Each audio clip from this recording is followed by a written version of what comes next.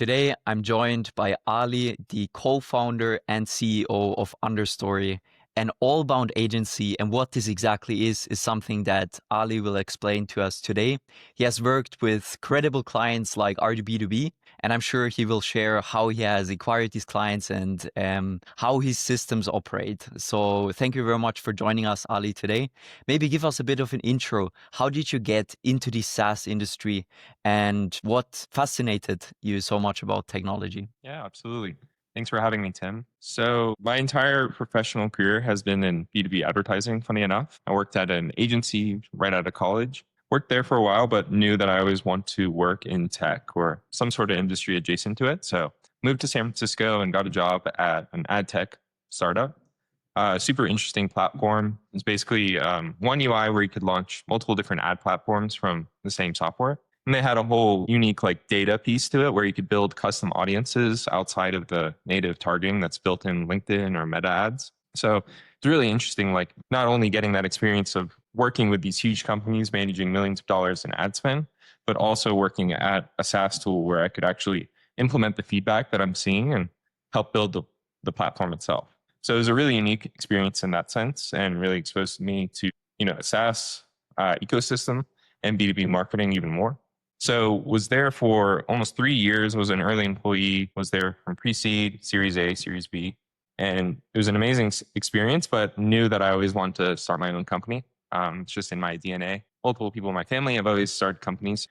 It's something I always wanted to do and took that experience of just managing, paid media campaigns and started out freelancing for the first year. So it was really like a solo business while I was running it, but always was talking to my friend, who's now my co-founder, Alex, just like trying to push him more and more to join me because I knew he was a natural fit. And eventually the timing was right and we teamed up. And he comes from a software sales background. So he was able to implement a lot of those processes that he learned in his own experiences for our company. And we never looked back ever since he joined. So we're going, I think, 3.5 years strong now at this point. And that like bridge between sales and marketing is kind of the thesis of our whole agency.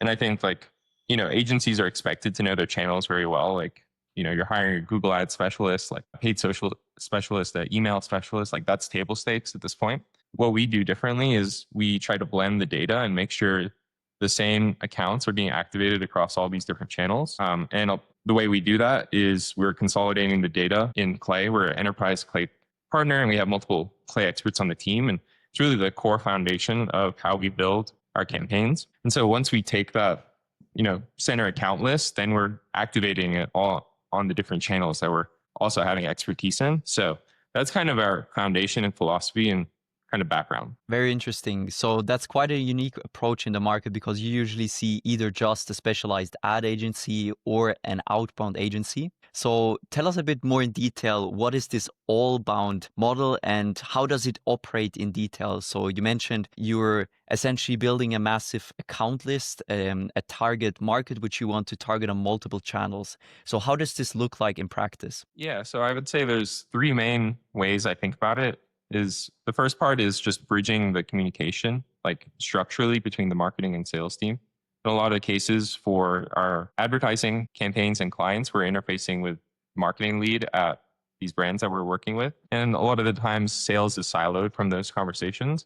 But what we do is we try to get as much feedback as we can from the sales team on the leads that we're sending because they're the ones fielding those leads anyway in the first place. So I think that's like the first part of it is just the structural integration between the teams, like making sure we're not just hearing from the marketing team, but also the sales team. There's the data piece, which I was talking about before, how we make sure that there's, a base pillar and a base infrastructure of data that we're working with. And whether it's on the outbound side, which is traditionally more like sales led, or on the paid media side, it's the same data infrastructure that we're working with. We're targeting the same accounts in simple language. And then the third part is making sure that it's like activated on all of these channels. So not just like sending emails, but making sure there's a tight feedback loop. Like if there's engagement on the ad platforms, are we connecting with them on LinkedIn? Are we sending people emails and vice versa? If they're opening emails, but not necessarily responding to them, how can we warm them up and push them further along the funnel with campaigns? So I think there's three main parts that how we think about it. Can you share any specific data points, maybe How effective are these campaigns in comparison if you just run them independently? Obviously, I know that's very hard to say, but can you give us like a ballpark what we can expect? Yeah, so it's hard to say exactly what the benchmark is. The key to all of this is attribution also, which I guess should have been the fourth part of the strategy. Right. Attribution is really important. We're a HubSpot shop. We're a certified HubSpot partner. And so we need to know our ins and outs of the platform. And whenever we run reporting, we can see there's a clear line of influence between people who are opening the emails, engaging with ads, and eventually converting down the lines. It's hard for me to give you like a percentage lift, like the campaigns would perform 30% better if we targeted them with ads, but we 100% see a lift from these campaigns, and that attribution is really important. So we're using tools like Outbound Sync to send email data from instantly to HubSpot, and they have a built-in integration with the ad platforms. Consolidating and everything in the CRM is really important and shows that influence. We won't dive too much into the tech stack, but I heard you're using Clay, you're using Instantly, Outbound Sync, HubSpot as your CRM, LinkedIn ads, Google ads. So that's a lot of tech to manage. How do you essentially operate your agency in that sense? I assume it is quite, you will need to have some automation engineers at your hand or go-to-market engineers, however you want to call them. Yeah, absolutely. So we definitely have a few engineers on the team, go-to-market engineers. We have operations specialists, and that's crucial to making all of this work. I think there's this notion that you can set up all these automations and forget it, and then automate your entire like agency. And I think it comes down to the operator. That's really important. You need to be able to know which workflows to build, but also it takes maintenance too. Like Yeah. APIs change, like workflows change, and so you have to And they maintain break, those. And even though break, you're a yeah, good exactly. operator. Yeah. So there's all this stuff. And yeah, so we definitely have go-to-market engineers and operations specialists as well. Very interesting. I assume this wasn't always the case. So maybe bring us back to the initial days. You mentioned you started out with freelancing, and I assume you got quite overwhelmed at some point. The demand was piling up. So you brought on Alex, I seen on LinkedIn. Tell us a bit more about the early days of UnderStory. Yeah, for sure. So I was super focused on LinkedIn ads at the time. That's kind of bread and butter that I was used to working with. And I was really big on Upwork, actually. So at some point, I think I ranked like number one for LinkedIn ads whenever you would search it. And that helped a ton, just drive a lot of that initial awareness, obviously for more of the freelancer type projects. But that was the big focus. And I think my perspective is about like marketing and sales tech. Like marketing tech, in my opinion, had a moment like maybe 5 years ago or something like that, like maybe even later than that, like when all like the display and ADM platforms were really popular. Not to say that they're not having a moment right now, but I think that was the moment where marketing tech was having an explosion in tools and infrastructure and all that. Sales tech came a little bit later with like the AI revolution, and I was just right in the middle like of those two periods when we started UnderStory. And when I partnered with Alex, like we were just spinning our wheels one day, like thinking like, how can we differentiate ourselves from other paid media agencies? How can we do something different? And this was around like 2023, and Clay was starting to become more and more talked about. I mean, not nearly where it is today, but we started to hear about it more and more, and we were just trying to think like, how can we differentiate ourselves?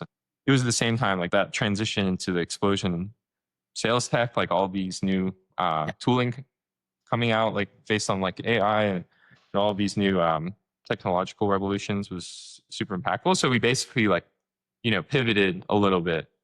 Paid media is still a core part of our service, but we, not to say we hopped on the trend, but we really tried to adapt ourselves to this new market and using these new technologies. Absolutely. I mean, at the end of the day, it's just a more leveraged approach. And I assume ad costs, the cost of acquisition is going up. So combining outbound with ads is probably a great way to decrease it and get the most out of your leads, right? Yeah, I would definitely agree. There's just so much, I would say, like, I forget what the word is, like no click content that happens, or you probably know what I'm trying to say, but like, I know. I'm there's just so guilty. much like engagement that happens to the campaigns that we're not capitalizing in the traditional way. And that's a huge part of it. It's like, how can we make our ad spend as efficient as possible? If we can, through the LinkedIn ads API, see all of these companies that are engaging with their ads, but they're not converting, like it makes so much sense to interact with them. So you're quite deep into LinkedIn ads, but maybe for the audience, I'm sure there is a SaaS company out there or an IT agency or an outbound agency. How should they think about starting their ads? on LinkedIn? Specify it to LinkedIn. Yeah, so it depends on the stage you're at. I think the earlier stage you're at, there's a lot of value in retargeting, companies engaging with your content, going to your website, and also opportunities that you're working. I wouldn't really rely on advertising as a cold acquisition channel while you're in the early stages. That's at least what we found. I think it makes sense later. Once you get closer to 10 million, is kind of what I'm feeling right now, just in at this point. You can really start to invest like, tens of thousands of dollars into these ad programs, but you can definitely launch super targeted campaigns in the beginning. But I think what we tell our prospects and clients a lot of the times is that email is a big unlock for scaled distribution because you don't have that ad spend component. So that's kind of how we think about it. You can do a lot of really targeted retargeting for pretty cost effective numbers in the beginning with ads and combine that with outbound. And that's the strategy I tend to recommend for early stage. So this means you start out with a massive TAM list on Clay. You import it into your LinkedIn ad account manager, and then you launch a retargeting campaign. Is this right? Or would you retarget website visitors and engagers from your LinkedIn profile? So just to clarify in the early stage, this is what I would recommend. I would mostly just focus on like accounts that you're talking to, like open opportunities. Later down the line, I would think about uploading like a big TAM list and like refining it from there. Understood. Very interesting. So what are one of the great stories which you can tell, which has worked very well at the moment in the market? So what are the trends that you currently see which bring a lot of growth to your clients? So like tactic wise, or what do you mean? Sorry? Tactic wise, yes. So we work with a lot of technical companies. So I think the biggest thing is avoiding what I call like marketing speak versus the actual language. So we work with a lot of cybersecurity companies, and there's like language that they use in the industry. And then there's language that marketers in the industry use. And so it's really important to be mindful of that. And this ties into like a whole like authenticity thing that I preach all the time, that you need to be able to speak to the audience very carefully and use the language that they would use themselves. And that translates to the channels as well. Like we're seeing LinkedIn and Reddit ads work really well for this, trust building exercise that I'm talking about, but it really depends on the content that you're promoting. So we're seeing just authentic and really value driven content starting to work more and more. This is moving away from like the trend that we were seeing in advertising campaigns for a while, which was maybe some sort of incentive for a demo, like pay $100 and get a demo. And that worked for a really long time. And but I think people are starting to see the pipeline numbers from that after a few years of running it and seeing it's not necessarily the most effective thing. So we're just really trying to pivot as much as we can to a more value-driven approach to not just the advertising campaigns, but our email messages that we're sending out as well. Absolutely. So you're very much in the direct response marketing area, also with cold email, cold LinkedIn outreach, ads. Of course, you have retargeting components within it. How does personal branding fit into it, or content marketing in general? What is your take on it, and why are you not offering it as a service? Is this a focus question, or is it something you don't see a direct enough ROI in? Yeah, that's a great question. So we as a company believe in deep expertise. So we're never going to launch a service that, one, we haven't tried on ourselves, and two, that we don't feel confident that we have the person who'd be the expert in. For all of our current offerings, we definitely feel like that. I think organic is one of those things that we do for ourselves. It's, inbound is the number one driver for new business for us. Nice. But we just don't have that confidence that we have the right person to offer that as a service just yet. But to the second part of your question, it absolutely impacts all performance. We run paid media campaigns for companies like RB2B, Clay, Hockey Stack. Like all of these companies have, amazing personal brands and company brands. And we just see the lift in performance is, it's another thing that you can't quantify, but 2-3x compared to other people in the same business. Personal brand and just organic presence is really important for maximizing the campaigns of any program that you're running. And I think that's what we try to preach in the beginning, and just our general philosophy is that none of these channels are a silo. You have to treat them as one big ecosystem, and branding is just one huge part of that. Very interesting. So obviously It is about driving down your customer acquisition cost. So how do you see AI intertwine in this section? I'm sure it can make your process more efficient. It makes outbound much more affordable, especially if you do it hyper-personalized in comparison to like 2 years ago. So how do you see AI play into your all-bound system? Yeah, I mean, we use a ton of AI every day, whether it's for content generation or personalization in the emails. There's also flows where we're analyzing the companies that we're reaching from LinkedIn ads and dynamically creating exclusion lists Mhm. based on that information. So we're That I've using it seen. every day. Yeah. Interesting. So it's a huge part of our workflow. So there's just, millions of different use cases that we're using every day. And which one are you most excited about? Yeah, that's a good question. I think just streamlining operations as a business is obviously what I'm focusing on. So, It's not how can we attractive, but necessary. yeah, exactly. So like but streamlining them in a way that really drives value for our clients, which might be like cliche to say, but if we have all of these sales calls in their systems of closed won deals, like how can we take those pain points that people are talking about in those sales calls and translate them into ad copy or creative? There's obviously a reason why we're signing deals with them, but we need to understand those reasons. And AI is just a great way to analyze like bulk data like that. And so that's Mhm. something I'm working on building internally is just analyzing our clients' data so we can build ad creatives and email campaigns that really speak to the pain points as opposed to trying to guess and then seeing what the tests result in. It's very interesting. Obviously, one of the assumptions there is that you already have a lot of sales calls, but that shouldn't be a problem if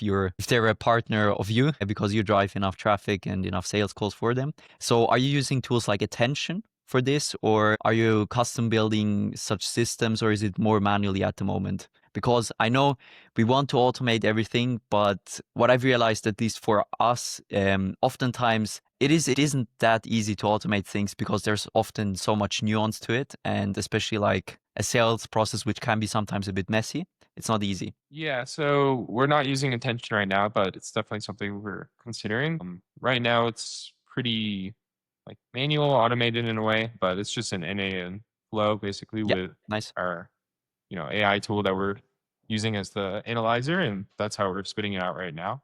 Is let's have a big grand idea and then just like start to iterate like piece by piece. Because once you have the foundation, then you can start to build all the complexities from there. And I think people have tendency to overthink the idea and then they don't want to get started because they run into one API like mess up or something like that. But let's just like build it on chunks first and then Yeah. iterate. That's what I found worked well. Especially also if you want to scale it, it's better if it's modular for maintenance and all of these things. Exactly. One quick question, because I ask this most of our guests, and this is the hypothesis that we're moving more and more into a agentic world. That's obviously right. We're building out sales agents, right? It is naive to think that on the other side, there won't be buying agents. Can you imagine a world where the top of funnel discovery happens through buying and selling agents, right? You're saying like instead of me going out and researching a bunch of tools, like I'm just having ChatGPT like send me a report, like this is what I need to evaluate today or something? Our hypothesis there is that currently the marketing efforts are extremely inefficient if you consider how much percentage of the market is even ready to buy, how much of the market is even in market essentially, right? And we're trying to solve this with intent signals, but even then we have just like reply rates of maybe 4 or 5% on email if it's great. That's still very bad in my opinion. In a world where an AI agent has context about you as a company, meaning your buying and selling needs, the discovery phase could essentially happen in a network where agents essentially pitch to each other and the top of funnel discovery happens in this network. It's a bit abstract, but I feel like this is the direction we are going in long term. What are your thoughts on this? That's interesting. To your point, I haven't considered the reverse of it, like the buying agent.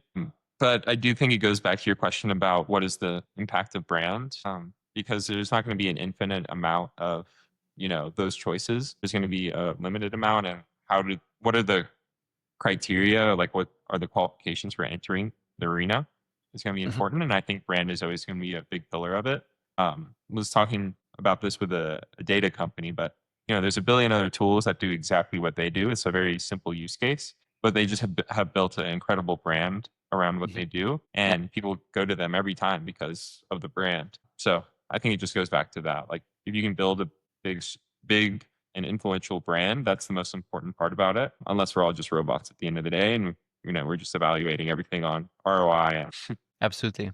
But don't you think it won't matter long term when, let's say, an algorithm can analyze, or better said, AI agents can analyze what the exact value proposition is, and based on this, there will be a matchmaking? Because at the moment, I feel like there's a massive problem that there is way too much emphasis on marketing, and that founders spend too much time doing sales and marketing and not really building exceptional products. And I feel like this is something that has been increasing more and more over the past years. And maybe it's just the thought that this will decrease by having more efficient matchmaking systems. I know this is quite abstract, but No, I get what that's you're what saying, we're but here. shouldn't the best product win in that case then? Like, and wouldn't that, you don't think that happens normally? You think right now people are Yeah. getting away with bad products because of founder brands and good content, or what's your? Obviously, to some degree, you can't get away with a bad product. It will ruin you long term. But yes, I think in today's day and age, you can build products so fast. So distribution is the main driver. And that's probably not a very sustaining way to build a business, right? Yeah, I would agree. Though at the same time, like, isn't that the whole idea behind the free market? Like, if somebody has like a great brand, but you go in and Mhm. log into their product and you can't even use it, like you're gonna churn. Their churn numbers are gonna be Right. through the roof. And I And the think that's the reputation case. will decrease, obviously. Yeah, exactly. So I guess my argument to what you're saying is that the founders with bad products, with good brands, are going to be phased out anyway because they have shitty products. Yeah, that's absolutely right. That I can totally agree with. I'm just thinking there will be more efficient ways coming up in the years, but that's normal. There's just change always at Sure. No, any and I time. like you're thinking about it. Like I like the philosophical takes about it because it could Absolutely. totally end up like that for sure. Before we get too much philosophical, let's maybe go back to actual scaling of UnderStory. Can you maybe share some numbers? I think you have recently shared something publicly. How is the scaling at the moment going, and what are the biggest challenges that you faced in this process? Yeah. So we're thinking about scaling in two ways. One, we have to continue to hire excellent people. Mhm. At the end of the day, although we're hugely AI assisted as an agency, we need quality operators and people who know what they're doing, who are staying ahead of the curve with all the tooling, because again, that's a huge philosophy of our agency. So hiring remains one of the number one ways that we can sustainably scale, right? Making sure we're bringing on the right people. And two, making sure we're, you know, delivering the highest quality products as quickly as we can to our clients. My co-founder Alex actually had a post about this today, but it's my belief that the first 30 days of experience with a client is incredibly important. That's the moment of truth, the aha moment, whatever you want to call it. That's the moment where they want to see the processes, how organized your team is, effectiveness, strategy, all of that. And it's crucial to do that in the first 30 days. So that's a new kind of thing we've implemented at the Mhm. company, is making sure that experience is as seamless as possible. And actually, I think it starts before the first 30 days of onboarding. The sales experience, making sure you're responsive, organized, listening to their pain points as opposed to speaking over them in the sales process is really important.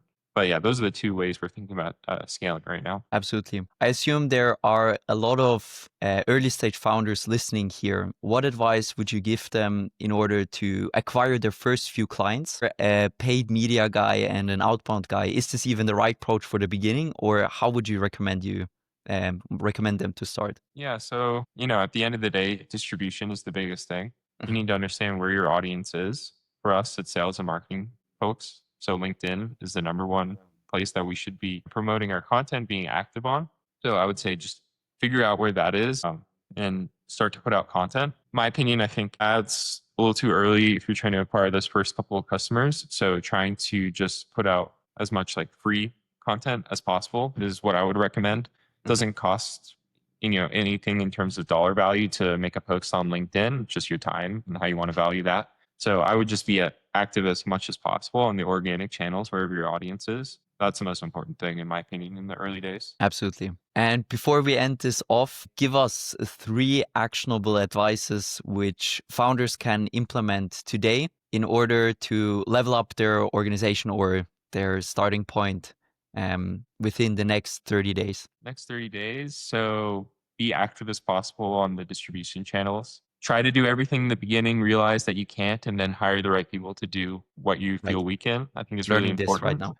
Yeah, exactly. And then trust always, like trust your team and trust your co-founders and whoever you're working with. If you're not able to really be open with them and, be transparent about the problems that you're facing, and likewise for the team, then you'll never be able to identify the real problems. So trust and transparency is really important. So figuring out how to implement that is key. Lovely. Ali, I have learned a lot from this podcast. Thank you very much for joining us and good luck on your journey. Thanks for having me, Tim. It was a pleasure.